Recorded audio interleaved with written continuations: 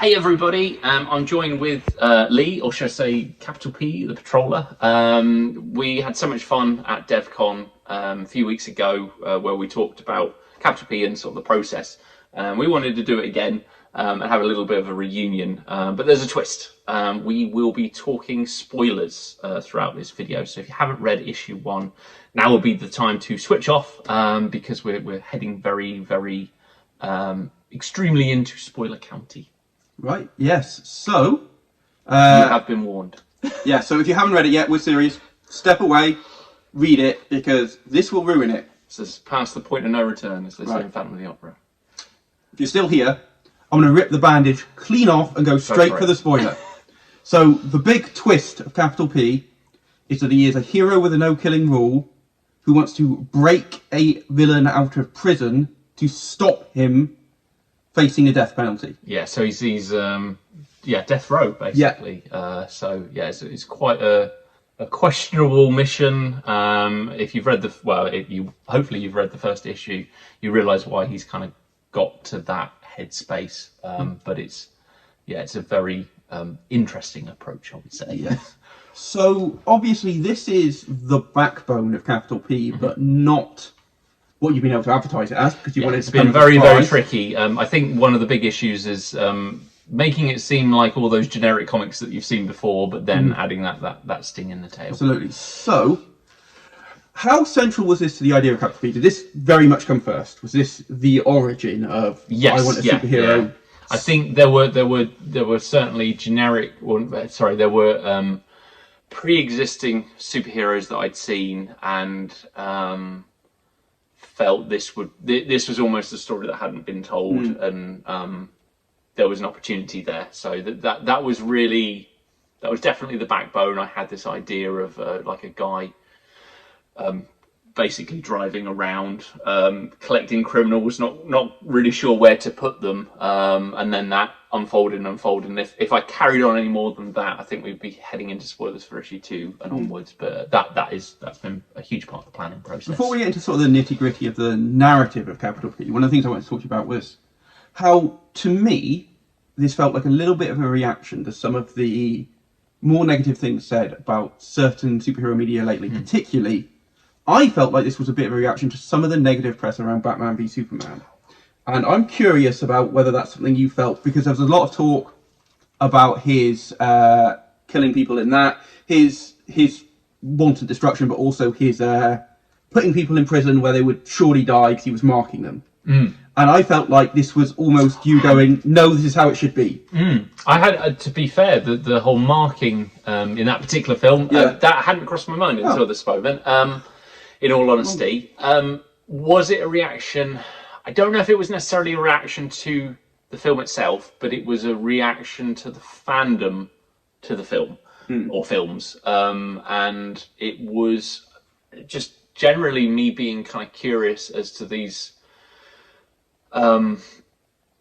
the passion that people had for this character killing. Where did that sit in American politics, and where was their voting going as far as kind of like American politics and death row, and how did they contrast those two ideas that you felt so strongly about a character that didn't kill versus sort of part of your American law? Yeah. That felt like a conflict of interest, but with conflict there's drama and an opportunity to tell a story. Yeah. I think I can also see sort of a trail in the old, very old argument of it put me in mind of why doesn't Batman kill Joker? Yes, which is obviously a long running debate. And there's hundreds of reasons why he doesn't. Obviously, it's been done to death why he doesn't kill the Joker. But what I haven't seen done is the argument of what would happen if Arkham Asylum chose to kill the Joker. What if the American legal system chose to put him down? Which there's a fair argument that they should. Well, you had one that came very close to it. There was a graphic novel. I think it was Chuck Dixon had written it, called with me a second.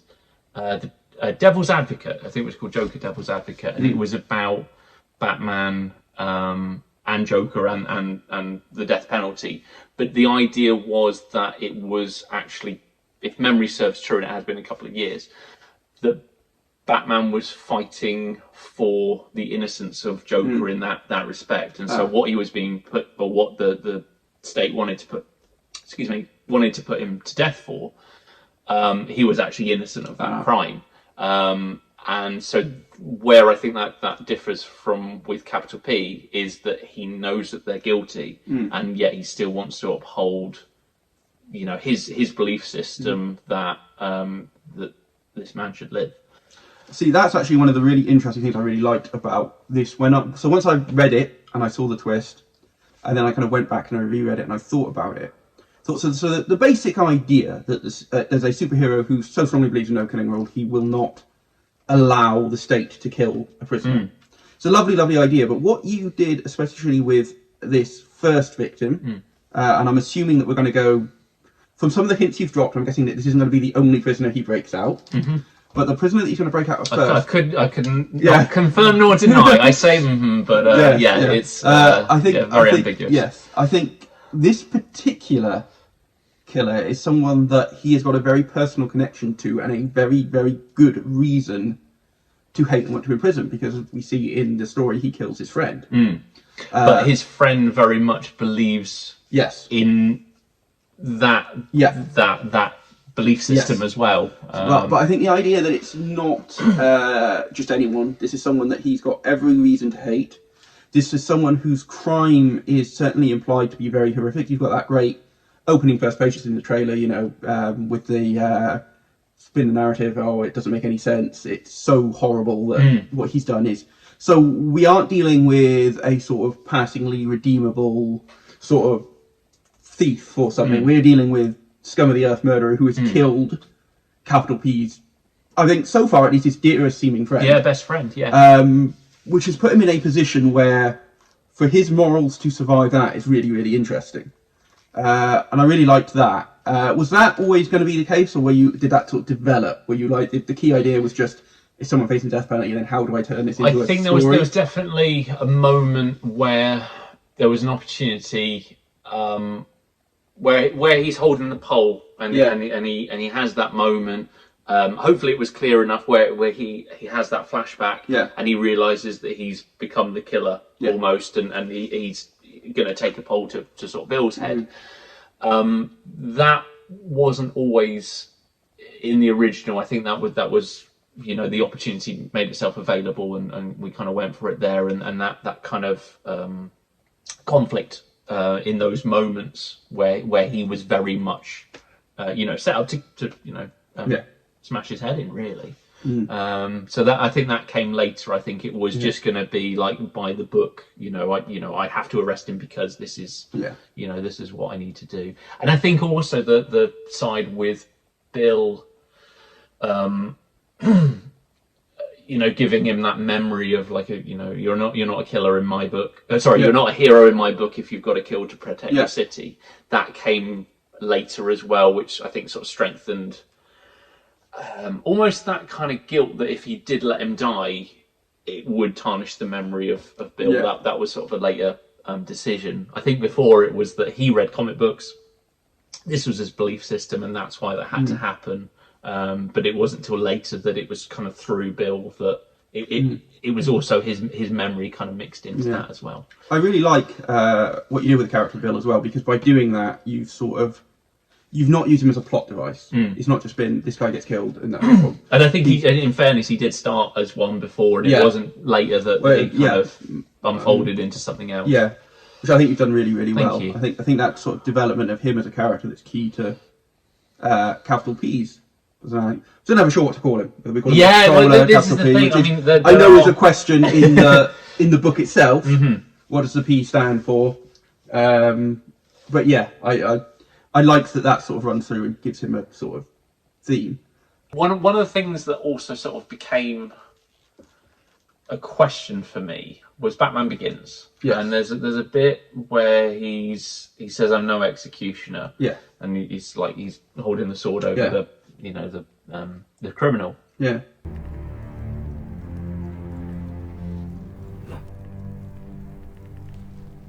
I'm no executioner.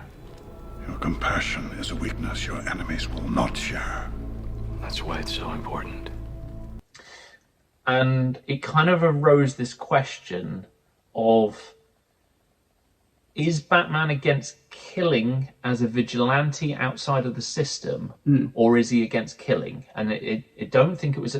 I don't know if it's ever been made clear, because he says this man should be tried, As a murderer. This man should be tried.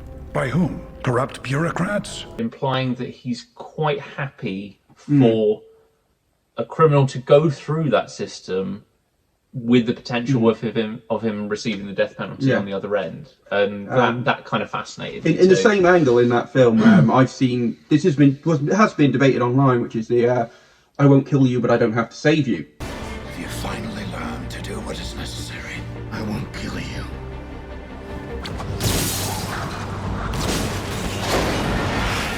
But I don't have to save you. Yeah, And a lot of people being like, well, "It's kind of the same thing." yeah. You're letting him die. But I think that's sort of like, in the nicest way, that's a lot of American comic books, which, you know, I'm not faulting it. I think it's in a way it's escapism is a part of that, like not dealing with the complexities.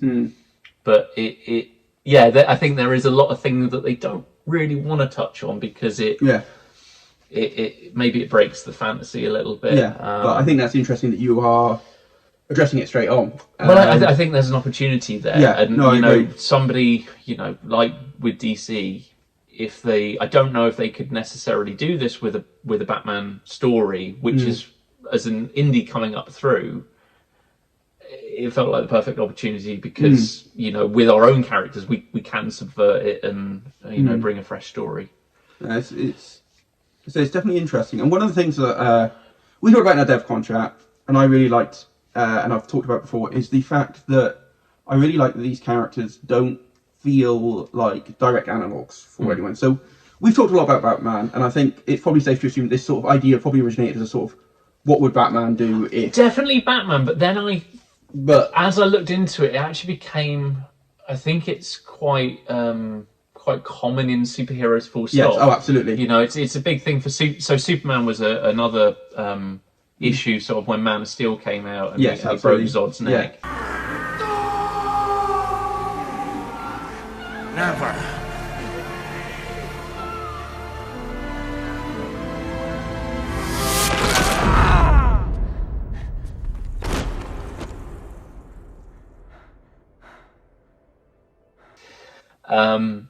And I mean the one that really sort of sticks in my head is the Superman the animated series, and I remember an episode of it where he takes somebody to the gas chamber.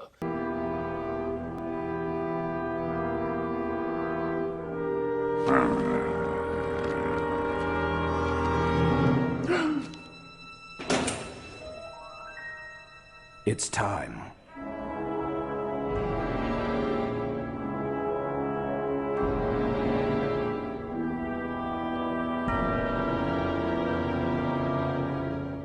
How did he survive that car bomb? How? He's Superman. And I remember seeing this as a kid, and one of the villains gets kind of gassed in that. So it's I mean that's one side of the coin, but then people have this kind of concept of Superman. They really kicked off about Man of Steel when he broke his neck. I remember that. I remember that. So on the audience side of things, there's that kind of feeling. But actually, when you look back through history, or even in more recent media, you've got Daredevil versus Punisher. So that's that's how he feels about it. You have, there's countless sort of superheroes that sort of feel this way. But again, Daredevil's a great example because he's a lawyer, so therefore, does he endorse the death penalty if it's illegally tried? So yes, I again, it's really interesting. But like I said, the thing that I like is that Capital P doesn't feel like any of those characters. Thank you. He doesn't feel like Batman. He doesn't feel like Daredevil. He doesn't feel like the Punisher.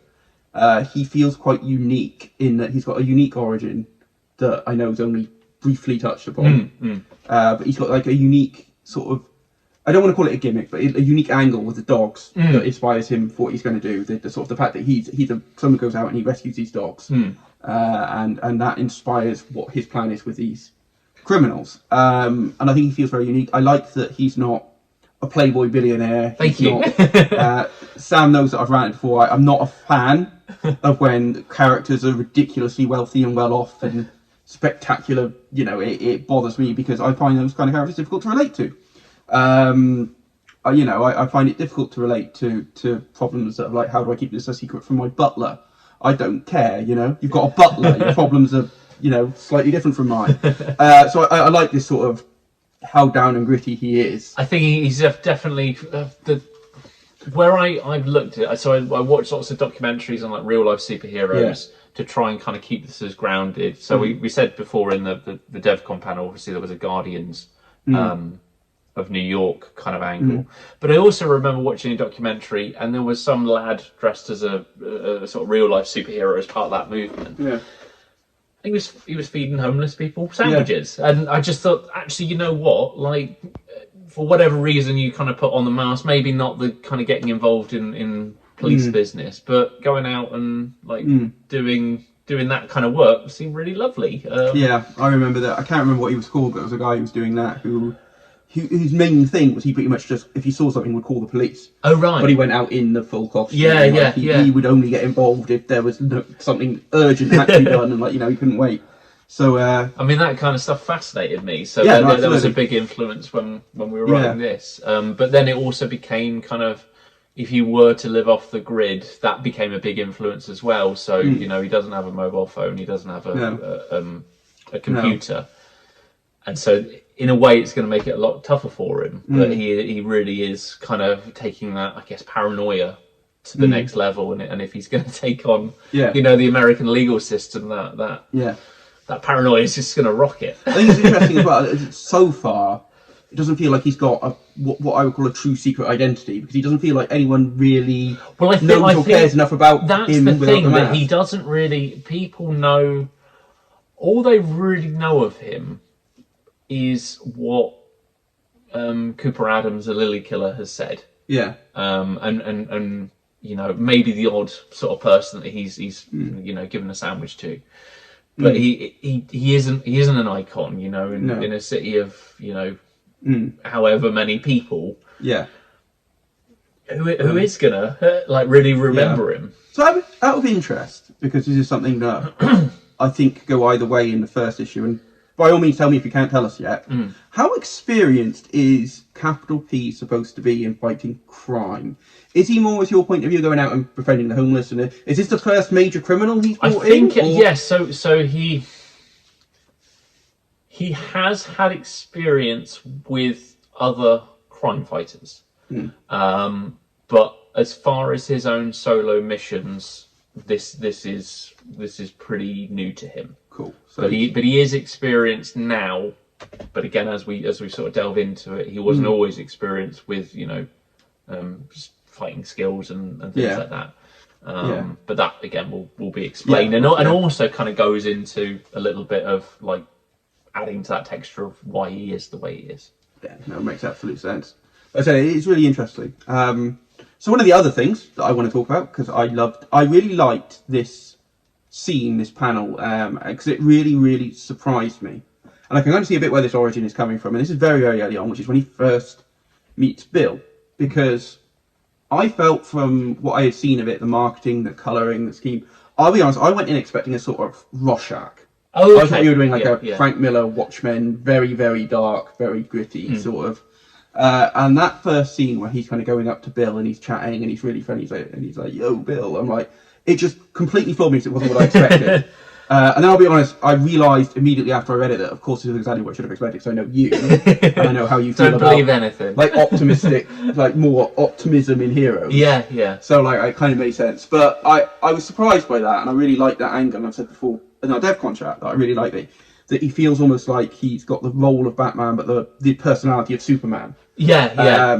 So was that sort of something from the very start that, again, you were like... I think it kind of developed, but it one of the things that really dawned on me was that, and what's really lovely is that as a comic book fan, comic books, like I'm getting very sentimental now, but comic books truly do connect everyone. Yeah. And this idea that there is no, they are the sort of the surrogate father, surrogate son, but they're, best friends as well. But the thing that connects them is that they are fans. Yeah. And that is something that, I've experienced as well, it just generally in life, is that I could walk up to a total stranger, and if they are wearing a Superman t-shirt or a Batman t-shirt, you start talking with them for a little bit. This is a thing that unites generations, really. Like I could be a fan of, and I am, a fan of like the 1940s, 50s, 60s Batman, 70s, 80s, and actually we just can relate, and so that was something quite magical, and I that was definitely my inspiration, was that they, these people that are very different, obviously had very, very different lives, but they find this bond through comic books, and that was really my. That's really nice. I mean, well, honest, that's how we became friends. Yeah. Me cosplaying and you working at the con and chatting about. Yeah, so it makes total sense, and again, I think it's really interesting. And like I said, I just love the moral code that you've given him, because, like I said, it takes that brightness that I like in superheroes. I like the more classic superheroes. How can you tell us anything, or imply how challenged is he going to be though by this decision? Extremely, because I think, ultimately, I'm trying to think how I can again, head around no spoilers, but I'm thinking he's come to this decision, but I'm guessing this is the decision. But not everybody's going to agree with this decision, exactly. And that's not just. I think the thing is that one of the other things that we want to do with this is play around with the ideas that there isn't right and wrong. There isn't good guys and bad guys. Actually, you've got this idea that unites everybody. But that's almost like the center. There isn't like one side and another side. It's multiple sides, and it's this guy over here who might see it a fraction of a difference, differently from P, or this girl over there that sees it this way, or and I think that's where it's going to get interesting. Is it's almost there's going to be all these links and I've got to be very careful what they say next. But are we going to get to see more of this debate and more of this reaction from? Because I noticed I thought them as quite Frank Miller Dark Knight Returns panels with the media discussing P and the I think that's you kind of get this sort of worldview of all of these reactions, and that's a bigger example of what we're going to be doing with a smaller, maybe more intimate cast of characters. But I think also it's going to make P kind of question to a degree what is good, because good is I think it's so simplified, and in a way that can be dangerous. Yes, absolutely. And so we kind of play around with that idea as well. There's that fascinating quote from Death and Terry Pratchett where he says, I think he's talking about justice at the time. He says that justice isn't real, because if you broke down the galaxy down to its last possible molecule, show me one molecule of justice, one particle of good. They're not things. It's a fascinating idea, and I'm quite excited to see.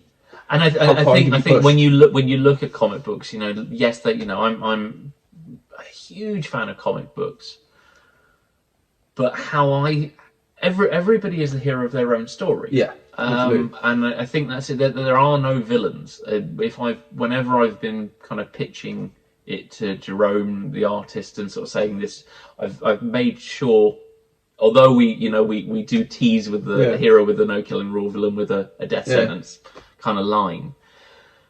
My ethos kind of going into it is that there is a protagonist and there is an antagonist. Absolutely. Because at the end of the day, they are fighting for what they believe is right, and then we go into why is how did this person get to thinking that this was the right? It's a fun thing to see. It's one of my favourite sort of joke hobbies. It is arguing from a villain's point of view in something. when the villain is obviously evil, but you can sort of argue Yeah, that they're yeah. good. My favourite go-to for this is stupid because he's clearly evil. He's like the most over the top. It's Jafar in Aladdin. Okay, right. Because Jafar in Aladdin is trying to replace an incredibly incompetent sultan who let go of a criminal outside of their justice system because his daughter fancies him a bit. I think that's an excuse not to follow through with justice and all that. And I'm like, and what did he really do wrong? He moved the castle to I top think, of I think this you could know- be the next like Disney prequel Cruella. Yeah, kinda- it's like, and obviously we know he's evil and we see what he did, but I'm like, you can sort of argue Yeah. this But you version of. look at something like Ozymandias. I think that's how you pronounce it anyway. Yeah. In Watchmen, and Yeah. actually, Yeah, he's got a in point. his mind, he saved the world. Yeah, you know? absolutely, and he potentially did that. Yeah. That's probably a more relevant example, but yeah, I like. I'm more interested in the Jafar pitch, to be Yeah, honest. and, but- there's actually it's worth watching if you haven't seen it. Look up on YouTube. There is a musical called Twisted. Okay. It's like a small, but they filmed it, and it's all from the point of view of Jafar Fantastic. as a good guy, and Aladdin is the thief, and Yeah, he's but just there's trying to- there's yeah. that old quote, isn't there? And I know it's is it history or is it his story? Yeah. And it's Yeah. whatever. Or the other good one I was arguing with someone recently because I read a recent book, Star Wars book about the point of view of the Inquisitors from Star Wars. yeah. It's about a Jedi and like why she hates the Jedi, and I'm like, she's got a lot of good points. Yeah. Like a lot of good points. He's taking children and raising them in a cult and enforcing a law that they only get to enforce because they happen to be born with magic powers. Like, I'm like, you can completely twist this and see the point of view of like, and I was like, I quite enjoy that. I do love a good, how do we tell this from the villain? Are we going to see more of the particular villain, of the killer, the Lily Killer? Is he gonna? Yeah. more See, of a- we're not done with the Lily Killer. We are going to see more of. It's on the last page on the epilogue, so we haven't seen him yet. But John Pilcrow, Yeah. special agent. That was my next question, because obviously he's in the tagline. Yeah. It's the And tagline, we- is the we- lawman we're standing gonna- between them, and we haven't really met him We're yet. going to get into why this lawman believes what he believes as well. So there'll be backstory and origin for him to sort of see how how everybody got to this point. Really, Have you found it's challenged your beliefs? Like, do you have Yeah. a strong feeling in who you I think's don't. right or wrong? Well, I went in. I won't put my beliefs out there because I think. Yeah, you I kind of think absolutely. I think the work should Yeah, hopefully absolutely. sort of speak for Yeah. itself. But I definitely went in before researching. I had certain beliefs, and actually when I started to get because I would watch documentaries and interviews on the killers before their days away from death, the families that would be going through these have to endure these horrible things and go through the trials, the families of the killer that had to. So I was looking at all of these points of view, and actually, when you not just getting their words, but also their feelings, how these are, everybody is human in this, and everybody Yeah, absolutely. has a voice in this. I think that changed things quite a bit for me. That's really interesting, I think. And also, given that we were going back a little bit, we were talking about the story with Joker when he's innocent.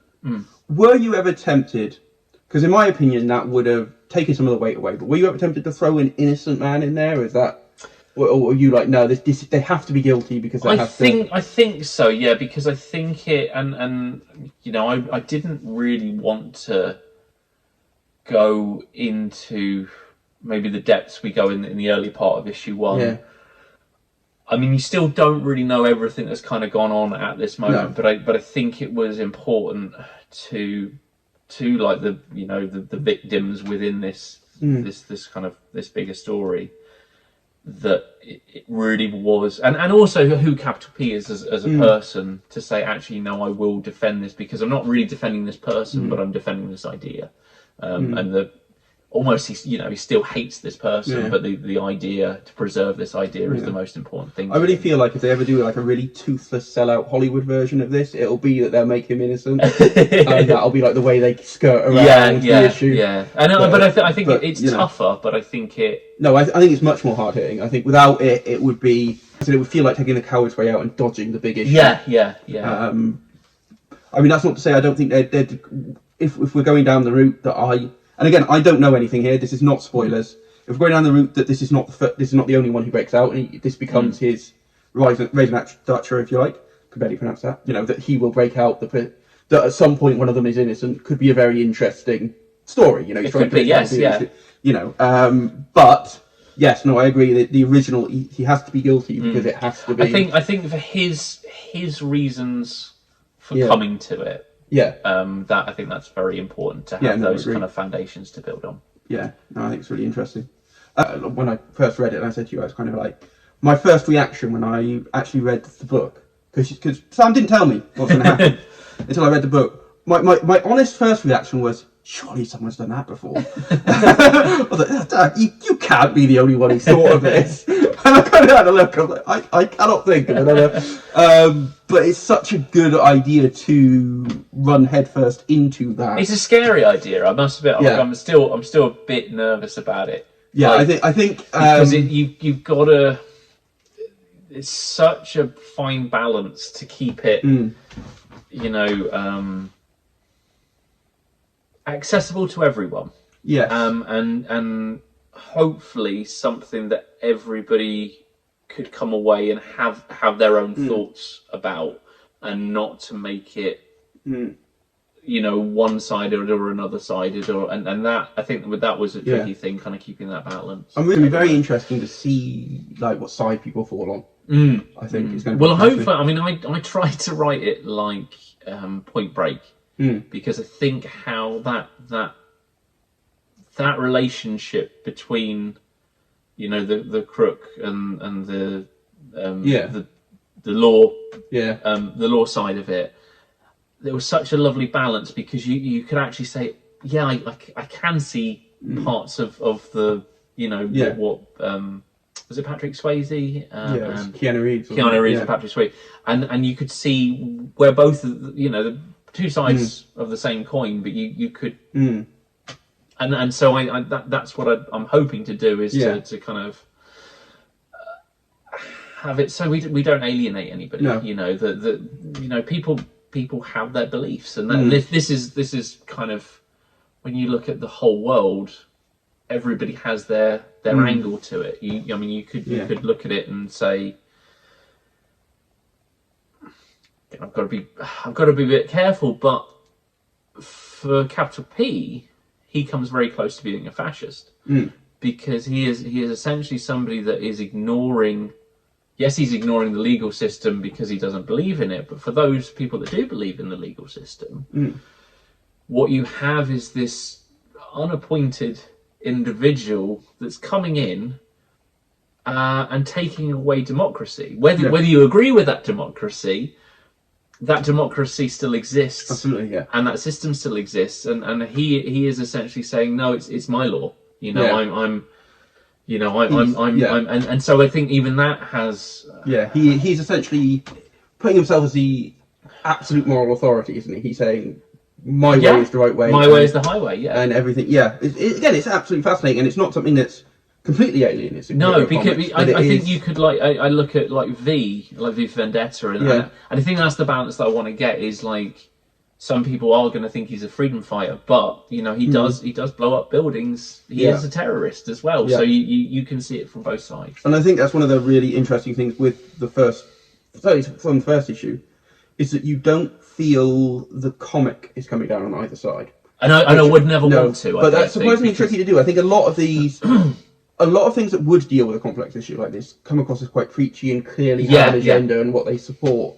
Here, I feel like even I'm sort of umming and ahhing. I'm not quite sure which way to go. And I think that's the feeling, is that if I'm completely honest, is anybody you know, like if you really look at something, and you really, I think things always need to be prodded. I think it's so easy, and you know, maybe this is superheroes that's made it to say, you know, like even with political parties, to say these are the bad guys, and you're like, they're, you know, that's so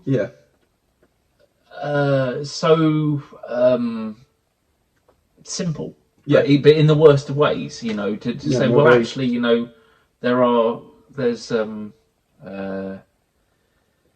there's complexities to both sides. No, I said I think... and then there aren't sides. I think that's the thing. It's this circle. There are all of these people that agree to varying degrees of various different beliefs, and they're mixtures of beliefs. I said I'm excited to see where it goes. I can see so many like potential stories.